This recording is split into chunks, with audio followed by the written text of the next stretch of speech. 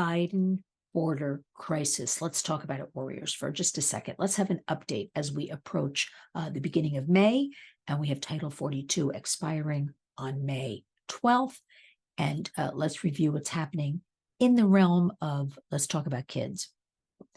Did you know today that a former employee of the HHS, they're calling her a whistleblower, talked in front of, I don't necessarily know if it's testifying, to be honest with you, but she brought to the attention, she had a discussion, she talked, I guess it's testified actually, in Congress. She thought she'd work on the border.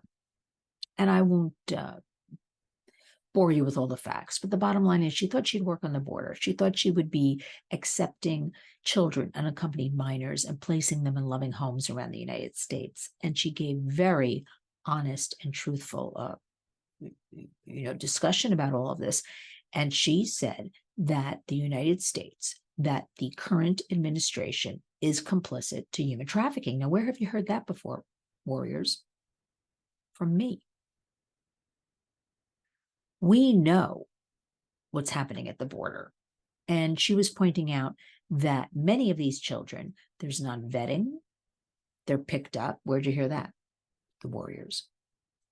And they're whisked away. Now, where are they? We also have an explosion in this country of child labor trafficking. So we usually talk about human trafficking, sex trafficking, kids. Now it's getting back to me. It's been getting back to me the last few months about the labor trafficking. We have stories of kids who I don't know. There's no transparency. They show up in schools, for instance, a teenager, and then they run off and work in a factory. Now, Iowa, interestingly enough, just passed a law loosening child labor laws. Now, why would they do this? And then, of course, my mind starts thinking, because they're going to take all of these migrant children, these unaccompanied minors, illegals, whatever you want to call these children, no matter what you think about the border, these are still kids. These are still minors. And that our government would allow this to go on and to go on and to go on. Now, if you really want information, boots on the ground, and find out about the government, a couple of things you need to do. You need to, you'll get the truth, you'll get the realities, tough to take, but we're all in this together. Go to jasonjones.com. Let me spell that for you. Jaeson, jasonjones.com. He was with the Texas Patrol. He is now retired. He is now working with the America Project. That is americaproject.com. I'm urging all of you to go look at that as well. Educate yourselves, get the facts. Border 911 Project. That is something here in New York I was part of last week and will continue supporting them and be a part of. As a matter of fact, I interviewed twice this week Jason Jones for two of my different shows. So when I get those interviews posted tomorrow, I will make sure to tell you about them so you can hear about what is happening at the border. But let's get back to the kids. So we have this brave whistleblower. I think she's brave to come forward in this environment and tell us what she has seen with kids, what's going on with the kids.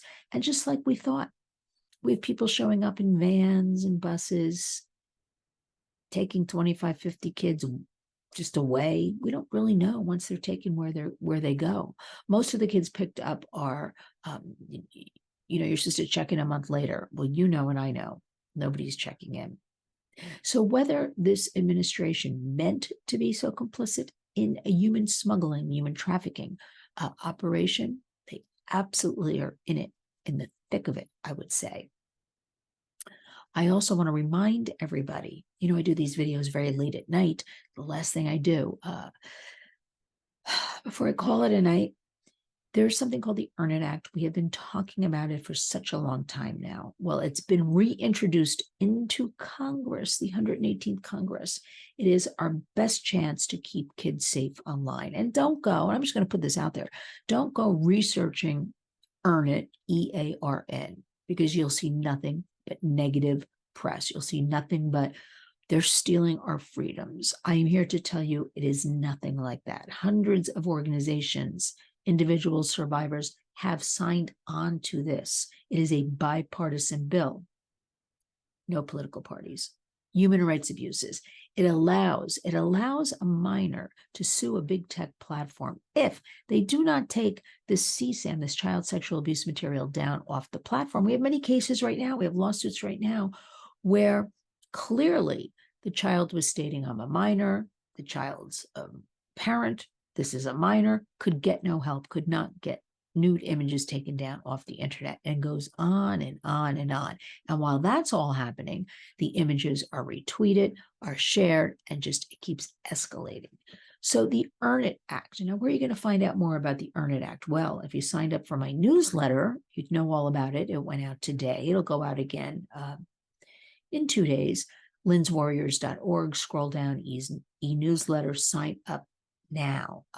I talk about restorative justice, which is being thrown around a lot these days and actually taking hold in our country. But I want to know why so many teen girls are in jails. Yet we're talking about restorative justice, letting criminals out of jails because they need to integrate into society and be part of it and holistically heal. And that's better than being behind bars or a locked door.